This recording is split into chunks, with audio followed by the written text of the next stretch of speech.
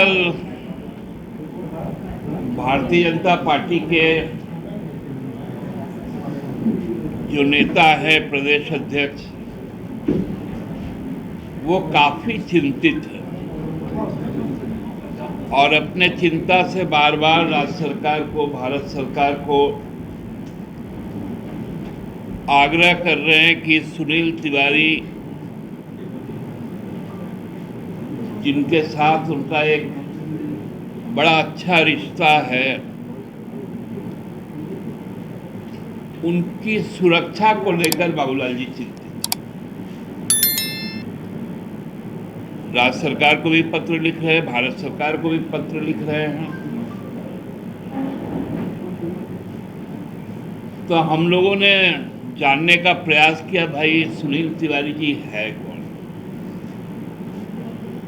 और उनका बाबूलाल जी के साथ में क्या रिश्ता है। तो याद आया कि 2021 में बड़ा वीरता वाला वो एक काम किए थे, जिस परंपरा को भाजपा के नेता चिन्मयानंद जी ने शुरू किया था। बृजभूषण सिंह ने उसको आगे बढ़ाया और उसी पगडंडी पर चलते हुए सुनील तिवारी जी ने वीरता का एक लंबा गाथा लिखा, जिसके कारण उनको जेल भी जाना पड़ा।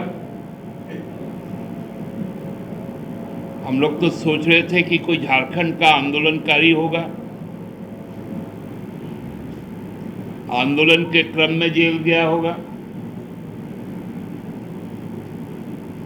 लेकिन जब मालूम चला तो एक नाबालिग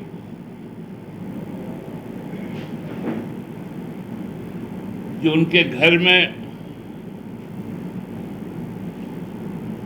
बाल श्रमिक के तौर पर काम करती थी, उसी के साथ ही अनाचार। अब बताइए, ऐसे भद्र और वीर आदमी, पूरी पार्टी चिंतित है। इसके पीछे का मामला क्या है?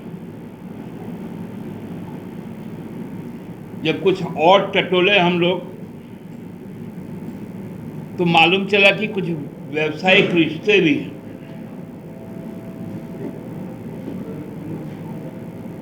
जोगेंद्र तिवारी के साथ में, उनके भाई के साथ में, बाबूलाल जी के भाई का, सुनील तिवारी जी की पत्नी का।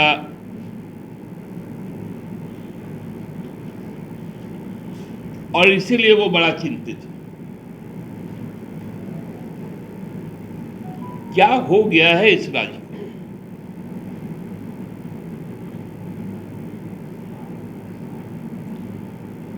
नुक्कड़ नुक्कड़ घूम रहे हैं,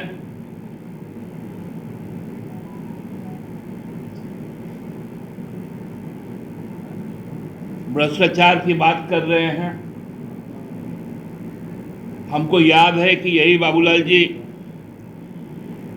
अदानी पावर के साथ और यहाँ एनटीपीसी के साथ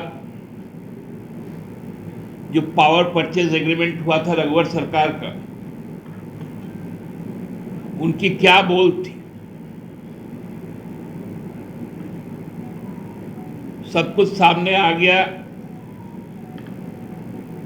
जब गुजरात का पावर परचेज एग्रीमेंट सामने आया। गुजरात सरकार ने अदानी की चोरी पकड़ी,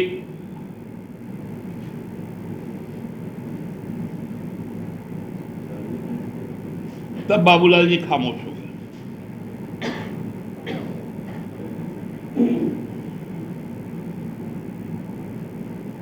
पूरा का पूरा भाजपा का तंत्र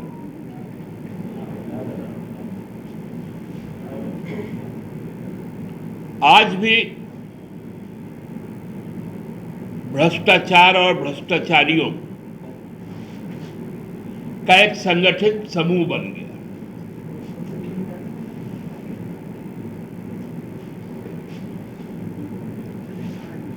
झारखंड को तो लूटने का काम किया ही, झारखंडियों को भी लूटने का काम किया।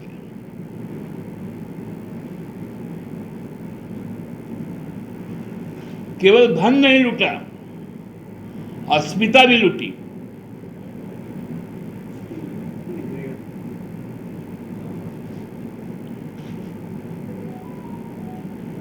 और वही लोग आज गला फाड़ फाड़ कर चिल्ला रहे।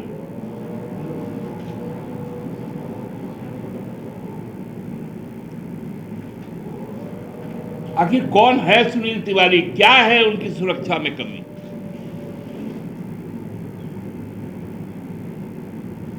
चार चार पांच पांच पन्नों का पत्र लिखा जाता है,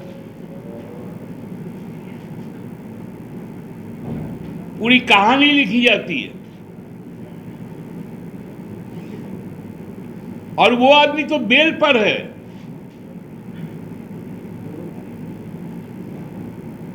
जेल गया था, बेल पर है।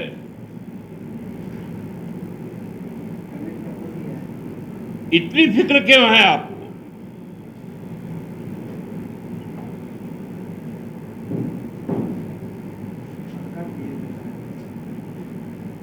तो धरना पे बैठ जाइए।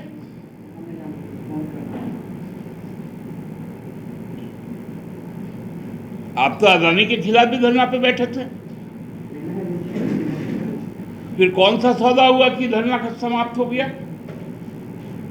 आप आमरापाड़ा में भी बैठे थे धरने पे।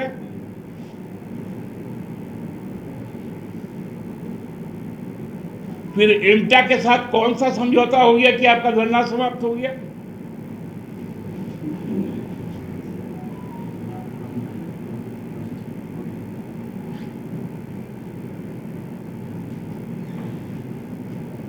केवल और केवल लूट के लिए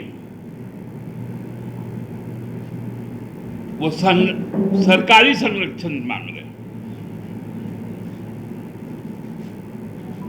जो आदमी अस्मत लूटे उसको सरकार सुरक्षा देगी, ताकि सभी बहू बेटी पे खतरा आ जाए।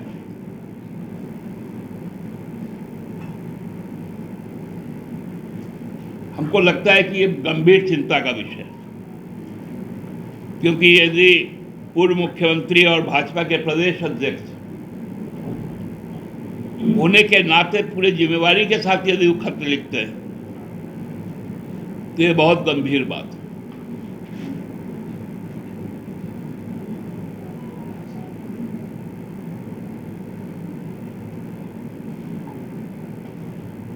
और यदि खत लिख भी रहे हैं तो वो आप तक भी पहुंचना चाहिए। आखिर उस खत का मजमून क्या है वो आपको भी जानना चाहिए। बाकी तो सुबह शाम वो ट्वीट करते रहते हैं, फेसबुक करते रहते हैं, इंस्टाग्राम में है सक्रिय, और ना जाने कौन कौन से प्लेटफॉर्म पर।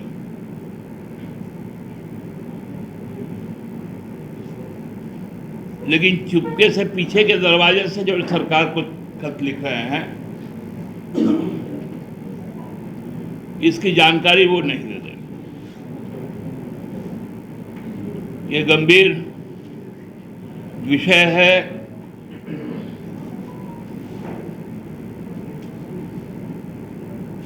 मैं तो राज्य सरकार से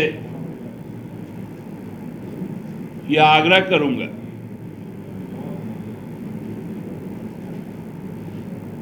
कि पूरी तरह से निष्पक्ष होकर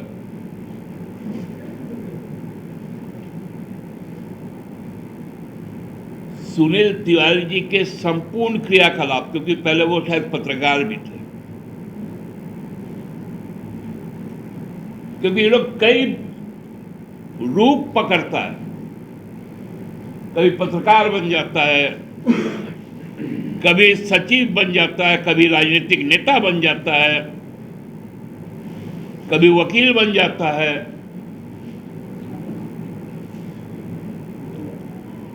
बहुरूपिया लोग हैं, तो इनके बहुरूपिये के जो चेहरे हैं उनको राज्य सरकार थोड़ा तफ्तीश करके सामने लाए।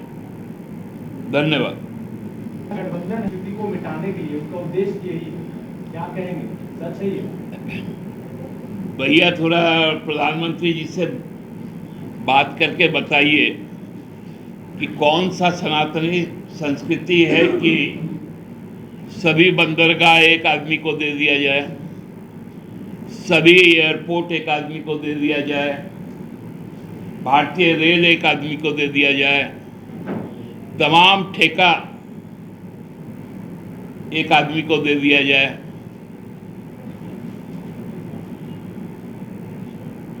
तो वो हम लोगों से बात करते हैं सनातन पर।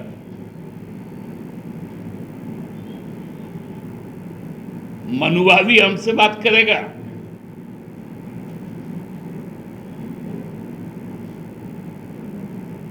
कि चारों खनचित हो गए। अब इस बार भी देखिएगा,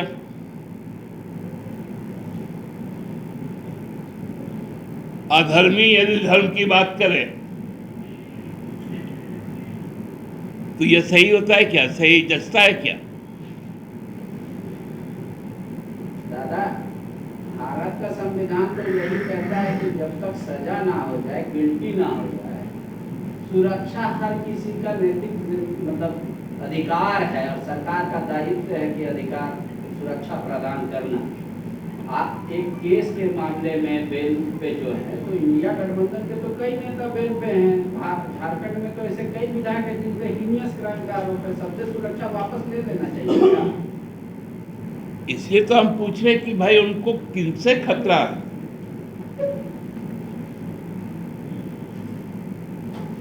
ये तो बाबूलाल जी को भी बताना चाहिए। वो तो चिट्ठी में लिखा है कि भ्रष्टाचार जिसका उजागर कर रहे हैं इसीलिए खतरा है। चिट्ठी आप पढ़े? हाँ, चिट्ठी उन्होंने सब मीडिया को भी भेजा। मुझे तो चिट्ठी नहीं मिला है, लेकिन अब भ्रष्टाचार में लिप्त लोग, हर चीज में नाम आ जा रहा है, कंपनियां दिख जा रही हैं। मैंने अब सूरज को भी देखने के लिए टॉर्च जलाना पड़ेगा क्या? बाबूलाल जी भ्रष्टाचार पे बात करेंगे तो इससे बड़ी उपहास की बात और क्या होगी? 14 की बैठक के बाद टीवी के 14 एंकरों को आप लोगों ने बाइकआउट कर दिया। दादा, ये तो इंडिया ऐसा है कि किसी को नफरत से नहीं, तो सनातन के एकदम पूरे सिद्धांत पे चलता है कि सबका कल्याण हो। तो जो आपके विरोधी हैं उनको समझाने की जगह आप उनका बाइकआउट क्यों कर रहे हैं? नहीं, देखिए, बॉयकट इसलिए करना पड़ रहा है कि कुछ पूछ ऐसा होता है जो कभी सीधा हो ही नहीं सकता। जब आप एकदम बायस है, सुनने को तैयार नहीं, मानने को तैयार नहीं, देखने को तैयार नहीं, अब अंधे को हम रेबैन का चश्मा नहीं ना पहनाएंगे।